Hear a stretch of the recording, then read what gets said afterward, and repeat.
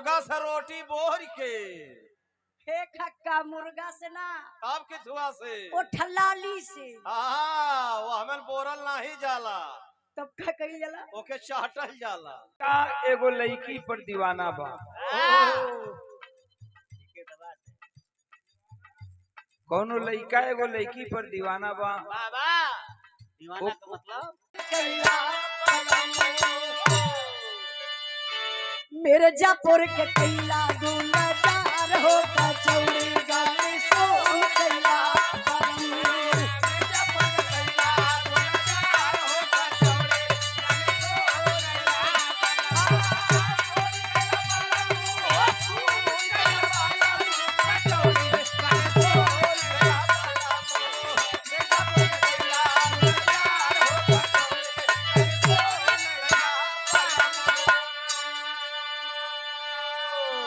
Line कितनी बढ़िया बा।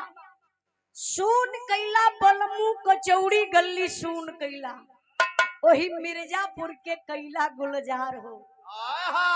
कोनो मेहरारू क मरद आई बनारस कचौड़ी गली से चल गईले मिर्जापुर वो मेहरारू याद करत बा। लेकिन आज का मरद अगर परदेश जात हुआ तो मेहरारू दूसरे से ठिया ले सही बात हम तो वही ना ही पता रहा है। आजकल मरद अगर परदेश जात हुआ राम विलास भैया तो जानत हो का करत हुआ जा तारा परदेश बलमुआ घर में हमके छोड़ के तनी जाए से पहले खाला मुर्गा से रोटी बोर के हे खक्का मुर्गा से ना आप के धुआ से ओ ठलाली से हाँ वो हमें बोरल नहीं जाला तब का कही जाला ओके चाटल जाला लगत बा इनके घरे दाल सब्जी बनबा न करेले। देखी एक लाइन दादा लोग और गावे बड़ी साफ सुथरा लाइन रहे मास्टर साहब का गावे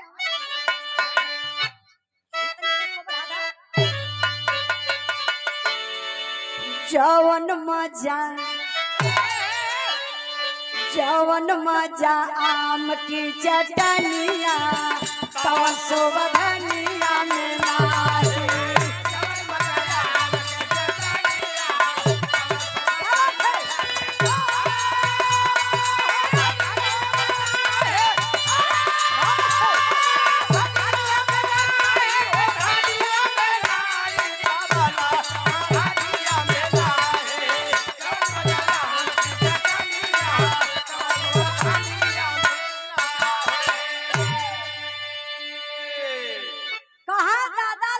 जवन मजा वो मजा कहाँ मिली आसाराम के मठ में मिली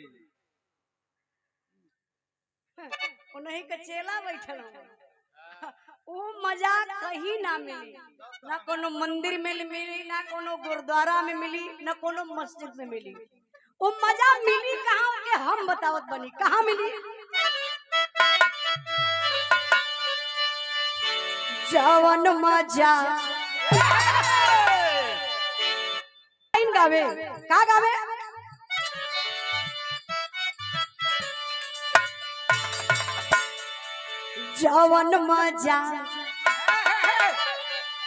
जवन मजा अपनी दुल्हनिया पवन हीरोइनिया में नाही।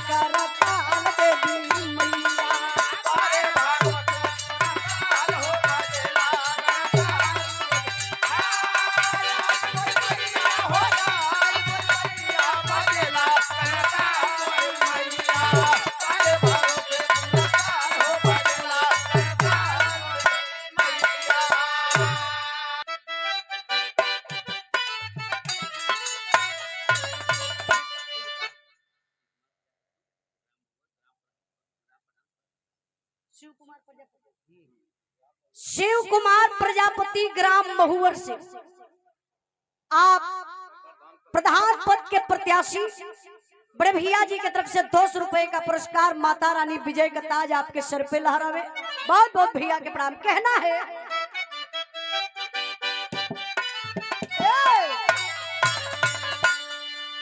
अलग अलग सपाही के हो खेला नसीब हो,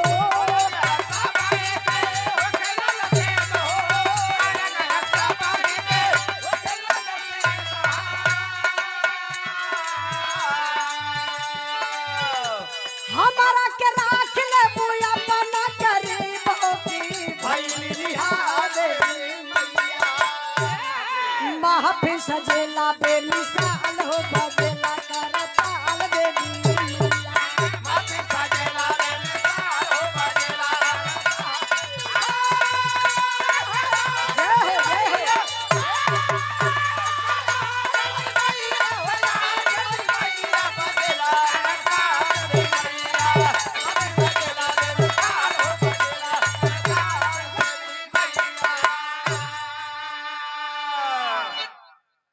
तबले हम गावत रहे ना भैया आज हटके बाबा आई हमारे वंदना का आखिरी लाइन बा। बिटिया माई से अपन परिचय देतबा की कौने डाली के फूल बनी मास्टर साहब।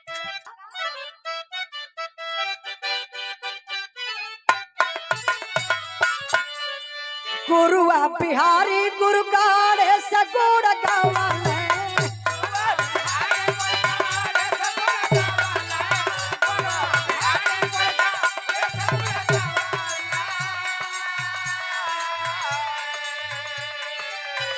तोहरा के नाम लेके हाथे में उठावल कलम प्यारे लाल देवी पवली उजाला सूरज